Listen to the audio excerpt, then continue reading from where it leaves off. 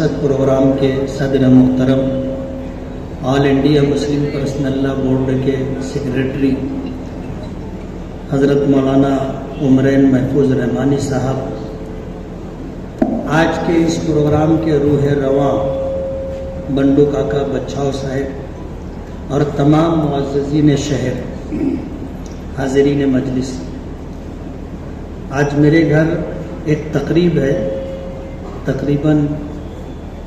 100-150 लोगों को मैंने खाने पर मदऊ किया है और वो हज़रात मेरे घर पहुंच चुके हैं, इसलिए मैंने तकाज़ा रखा कि मुझे कहने का मौका दिया जाए। इसलिए मुझे सिर्फ 2 बात मुख्तसरन अर्ज़ करनी है। पहली बात तो ये कि आज मुल्क के जो हालात हैं और एक तबका ऐसा है जो मुल्क पर राज करने के लिए, सियासत करने के लिए मजहबी मुनाफरत फैलाकर हिंदू मुस्लिम भाईचारगी को ख़त्म करके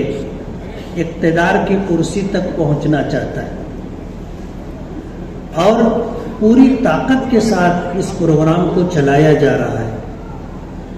शायद जिंदगी का कोई शोबा ऐसा नहीं होगा जहां ये कोशिश ना की जा रही। ऐसे माहौल में जब मजहब को बुनियाद बना करके समाज के दरमियान 2 बिरादरी कहो, 2 मजहब के मानने वाले लोग कहो,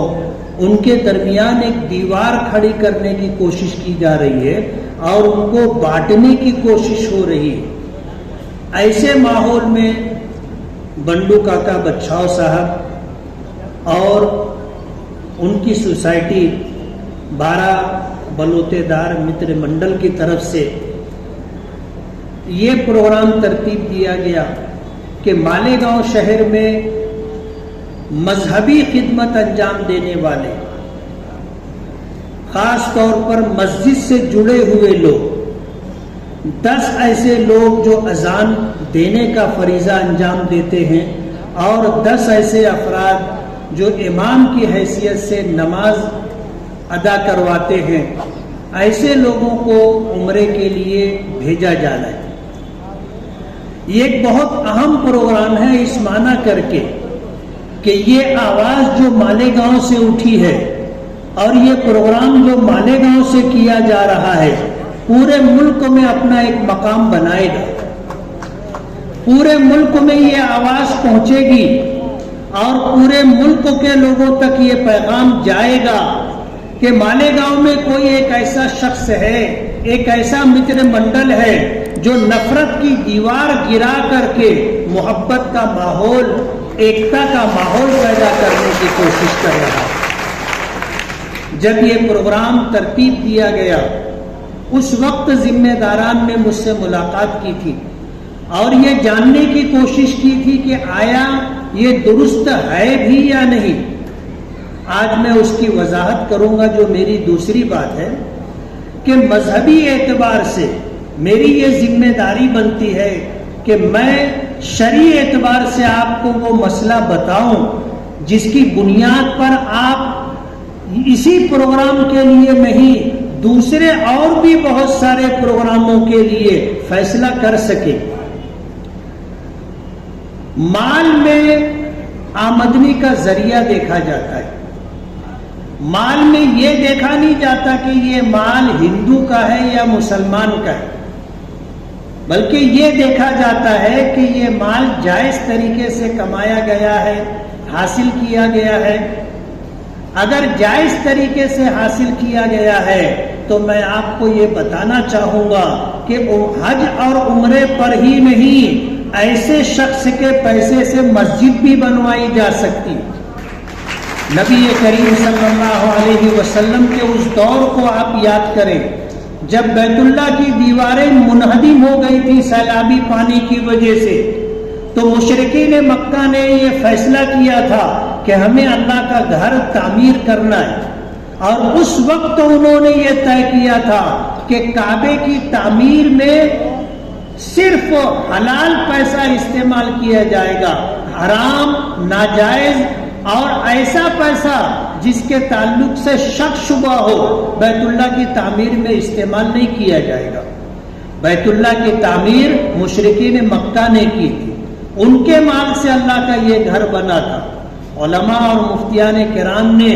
مال کے تعلق سے یہ طے کیا ہے کہ اگر یہ مال جائز اور حلال طریقے سے کمایا گیا ہے تو اس سے مسجد بھی بنوائی جا سکتی ہے، مدرسہ بھی بنوایا جا سکتا ہے، اور کسی مسلمان کو حج اور عمرے پر بھی بھیجا جا سکتا ہے۔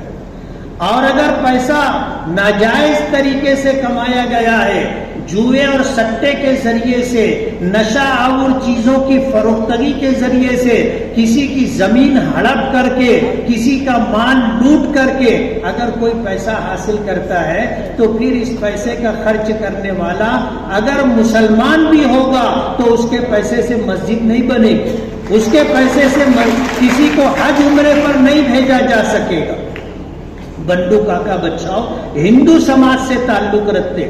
لوگوں کے دلوں میں یہ شک شبہ آیا کہ آیا ان کے پیسے سے حج عمرہ کیا جا سکتا ہے یا نہیں، لوگوں نے دریافت کیا تو اس موقع پر میں نے پوری تحقیق کرنے کے بعد یہ بات کہی کہ بنڈو کاکا بچاؤ کے پاس جو پیسہ ہے، انہوں نے جو ذرائع مجھے بتائے ان ذرائع کے مطابق یہ جائز اور حلال پیسہ ہے۔ مؤذنین حضرات، ائمہ حضرات اس بات کو نوٹ کر لیں کہ آپ کا یہ سفر عمرہ بالکل جائز ہے اور اس میں کسی قسم کا کوئی شک شبہ نہیں۔ میں بنڈو کاکا بچاؤ کو بہت بہت مبارکباد دوں گا کہ انہوں نے بھائی چارگی اور ایکتا کے ساتھ پورے ملک میں بسنے والے بھارتی لوگوں کو یہ پیغام دیا ہے کہ ہندوستان گنگا جمنی تہذیب لے کر کے چلتا رہا ہے۔ ایک زمانہ تھا کہ ہندو مسلم کے درمیان ایسی بھائی چارگی تھی کہ کہیں فسادات یا اس طرح کا معاملہ نہیں ہوتا تھا، لیکن کچھ لوگوں نے اقتدار حاصل کرنے کے لیے مذہبی لوگوں کو آپس میں لڑا کر کے ایک ایسی کوشش کی جس کی وجہ سے لوگوں کے درمیان نفرت کا ماحول پیدا ہوا، دوری پیدا ہوئی، اور اس کی وجہ سے آج ایسا ہے کہ ہم اگر کہتے ہیں کہ نعرہ تکبیر اللہ اکبر تو ہمارے ہندو بھائیوں کو بہت تکلیف ہوتی ہے، اور اگر ہمارا ہندو بھائی جے شری رام کہتا ہے تو ہم مسلمانوں کو بہت تکلیف ہوتی ہے۔ حالانکہ ہندوستان ایک غیر مذہبی حکومت رکھنے والا ایک سیکولر ملک ہے، ہر مذہب کے رہنے والوں کو یہاں کے دستور اور آئین نے اس بات کا حق دیا ہے کہ وہ اپنے مذہب کے مطابق زندگی گزارنے میں آزاد ہے،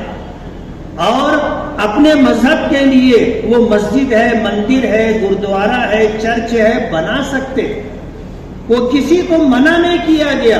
لیکن نفرت کا ایک ماحول اس طرح کا بنایا گیا کہ آج اگر کوئی اپنے حق کے ساتھ، دستور میں دیے ہوئے حق کے ساتھ اگر اپنا مذہبی فریضہ انجام دیتا ہے تو ایک دوسرے کو تکلیف ہوتی، حالانکہ یہ نہیں ہونا چاہیے۔ قرآن کریم نے کہا ہے لکم دینکم ولی دین، تمہارے لیے تمہارا دین ہے، میرے لیے میرا دین ہے۔ اس لیے میں بنڈو کاکا بچاؤ صاحب کو بہت بہت مبارکباد دوں گا، دل کی گہرائیوں سے مبارکباد دوں گا کہ یہ پروگرام صرف مالیگاؤں والوں کے لیے نہیں ہے، مہاراشٹر کے لیے نہیں ہے، پورے دیش کے لیے ہے، پورے بھارت کے لیے ہے کہ یہ آواز جو یہاں سے اٹھے گی اور یہ پروگرام جو یہاں سے شروع ہوگا اس کا غلغلہ پورے ملک میں سنا جائے گا، اور یہ پیغام اور یہ میسج جو یہاں سے دیا جا رہا ہے بھارت کے کونے کونے تک پہنچے گا، اور مجھے یقین ہے کہ چراغ سے چراغ جلیں گے۔ آج ایک چراغ بنڈو کاکا بچاؤ اور 12 بلوتے دار متر منڈل نے روشن کیا ہے، لیکن یہ ایک چراغ نہیں رہے گا، اس چراغ کی روشنی سے اور بھی چراغ جلیں گے، اور بھی لوگ اس طرح کا پروگرام کریں گے تاکہ ہندو مسلم اتحاد ایکتا کا پیغام اس ملک میں عام ہو، نفرت ختم ہو اور محبت پھیلے۔ میں صدر محترم سے اجازت چاہوں گا کہ میرے گھر ایک پروگرام ہے، اس لیے مجھے جانے کی اجازت دی جائے۔ بہت بہت شکریہ۔